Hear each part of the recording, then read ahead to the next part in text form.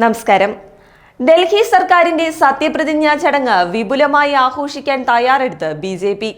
ഫെബ്രുവരി 20-ന് രാംലീല മൈതാനിയിലാണ് ഡൽഹി സർക്കാരിന്റെ സത്യപ്രതിജ്ഞാ ചടങ്ങ് നടക്കുന്നത്.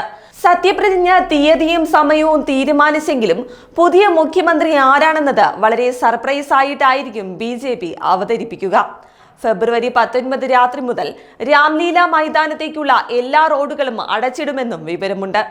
പ്രധാനമന്ത്രി നരേന്ദ്രമോദി, കേന്ദ്ര ആഭ്യന്തരമന്ത്രി അമിത്ഷാ, UP മുഖ്യമന്ത്രി യോഗി ആദിത്യനാഥ്, 50-ലധികം ഉന്നത സുരക്ഷാ നേതാക്കളും രാംലീല മൈതാനിയിലെത്തും. 20 സംസ്ഥാനങ്ങളിലെ മുഖ്യമന്ത്രിമാർ ഈ സത്യപ്രതിജ്ഞാ ചടങ്ങിൽ പങ്കെടുക്കുമെന്നാണ് പുറത്തുവരുന്ന വിവരം.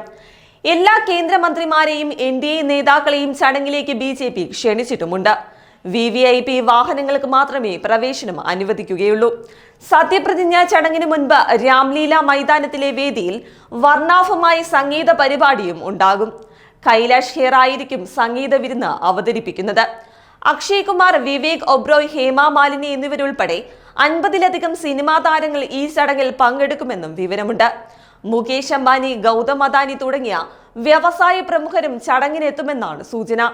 ബാബ രാംദേവ്, സ്വാമി ചിദാനന്ദ, ബാബ ബാഗേശ്വർ, ധീരേന്ദ്ര ശാസ്ത്രി എന്നിവരെയും സത്യപ്രതിജ്ഞാ ചടങ്ങിലേക്ക് ക്ഷണിച്ചിട്ടുണ്ട്.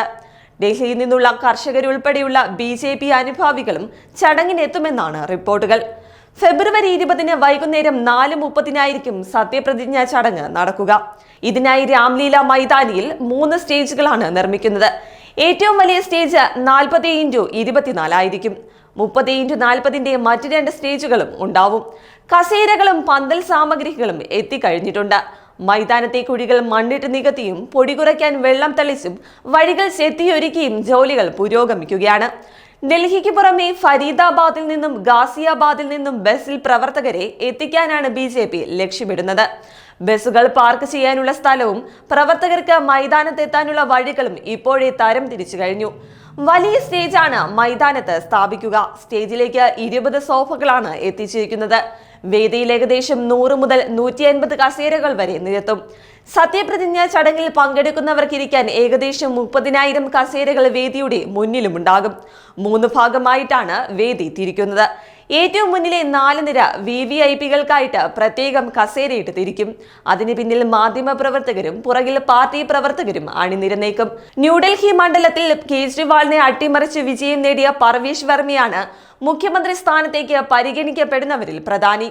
മുൻ പ്രതിപക്ഷ നേതാവ് വിജേന്ദർ ഗുപ്തയും മുഖ്യമന്ത്രി സ്ഥാനത്തേക്ക് പാർട്ടി ഉയർത്തി കാണിക്കുന്നുണ്ട്. ഇനിയിപ്പോൾ വനിതാ മുഖ്യമന്ത്രിയാണെങ്കിൽ രേഖ ഗുപ്തയ്ക്കോ ഷിഖാറോ എന്നിവരിൽ ഒരാൾക്കായിരിക്കും നറുക്കു വീഴുക. സത്യപ്രതിജ്ഞാ ചടങ്ങിനായുള്ള ഒരുക്കങ്ങൾ വിലയിരുത്താനായി ബി.ജെ.പി. നേതാക്കളായ വിനോദ് താവ്ഡെ, തരുൺ ചുഗ്, വീരേന്ദ്ര സച്ദേവ് എന്നിവരെയാണ് ചുമതലപ്പെടുത്തിയിരിക്കുന്നത്. 70 സീറ്റുകളുള്ള ഡൽഹി നിയമസഭയിൽ 48 സീറ്റുകളിലും വിജയിച്ചാണ് ബി.ജെ.പി. ഇപ്പോൾ അധികാരത്തിൽ കയറാനായി ഒരുങ്ങുന്നത്.